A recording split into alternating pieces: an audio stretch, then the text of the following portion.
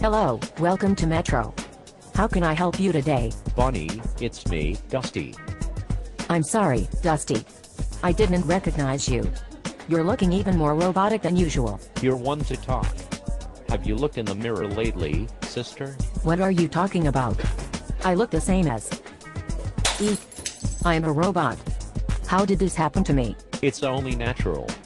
When you spend time with robots, you're bound to lose all human emotion. This is ridiculous. When I re-signed my contract a few months ago, there was nothing in it about me losing my soul and becoming an empty husk of a person. I'm a lawyer. I check for such clauses. While Procter & Gamble does not shy away from interracial and homosexual relationships, they apparently draw the line at woman-robot trysts.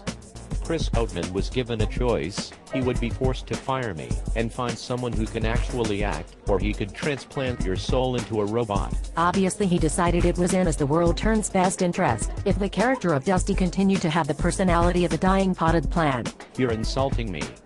I would react if I didn't despise doing so. What is that you're wearing on your head? Is that a paper bag? Actually, it's a cardboard box. I'm trying to hide my shame, but sadly it doesn't seem to be working.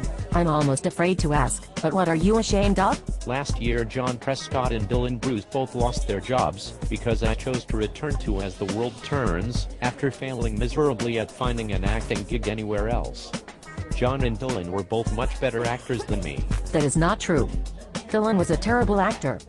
He was only slightly better than you. But John and Dylan were both much sexier and likable than me. Yes, I agree with you there.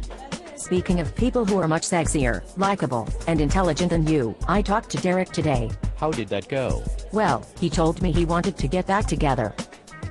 Then he threw a hissy fit and dumped me again. That sounds like the conversation I had with Meg.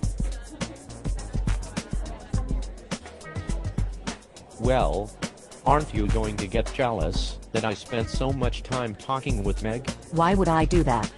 I'm not jealous of Meg. I'm glad to hear that. Meg is actually seeing someone interesting now, so there's no way she'd consider going back to you. I did my best, but apparently Meg does not enjoy being insulted every time I open my mouth. Perhaps if you treated Meg with respect. But I don't respect her. Obviously. But perhaps if you at least pretend to respect her, she wouldn't think you're such a douchebag. If I pretend to respect her, does that mean I have to quit telling her how stupid I think she is? Yes. I'd have to try and make her happy instead of constantly belittling her. That is correct. That doesn't sound like much of a relationship to me. A relationship is supposed to be give and take. I give the insults, she's supposed to take them. I really can't stand talking to you. I'm thinking of pulling a Chris Angan.